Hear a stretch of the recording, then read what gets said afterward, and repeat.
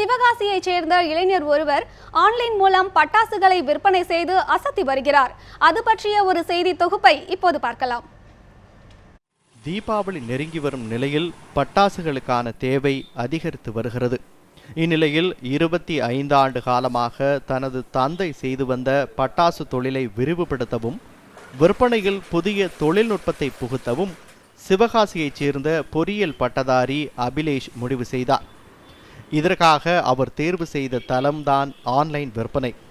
பொதுவாக பட்டாசுகளை நேரடியாக விற்கும் போதே பல்வேறு சிக்கல்கள் வரும் என்பதால் ஆன்லைன் மூலமான விற்பனையும் சவாலாகவே இருந்ததாக கூறுகிறார் அபிலேஷ்.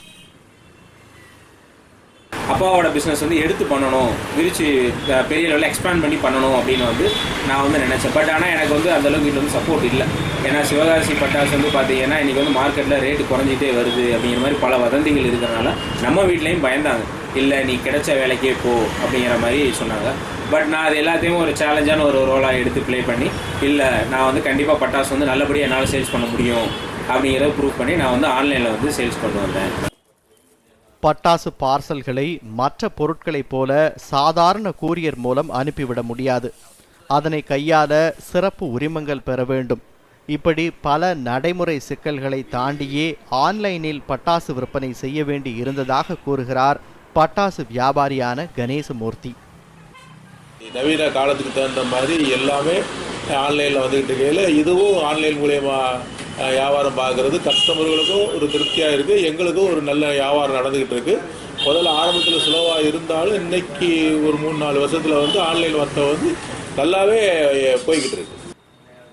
அபிலேஷ் மற்றும் அவரது தந்தை தமிழகம் மட்டுமல்லாமல் பெங்களூரு, மைசூரு, ஹைதராபாத் மற்றும் தெலுங்கானா வரை ஆன்லைன் மூலம் பட்டாசு விற்பனை செய்து வருகின்றனர். பட்டாசுக்கான கூரியர் சேவை பிற பகுதிகளுக்கும் விரிவுபடுத்தப்பட்டால் நாடு முழுவதும் ஆன்லைன் மூலம் பட்டாசு விற்பனை செய்ய முடியும் என்ற கருத்தும் முன்வைக்கப்படுகிறது.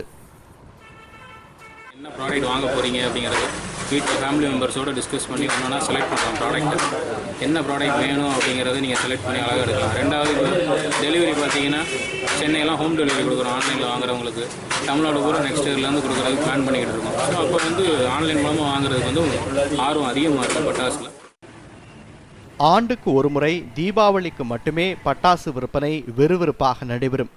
பட்டாசு தயாரிப்பை பெரிதும் நம்பியுள்ள சிவகாசியை வாழ வைக்க வேண்டும் என்றால் இந்திய அரசு பட்டாசு ஏற்றுமதிக்கான வாய்ப்பை உருவாக்கி தர வேண்டும் என்பதே பட்டாசு தயாரிப்பு தொழிலில் ஈடுபட்டுள்ளவர்களின் கருத்தாக உள்ளது.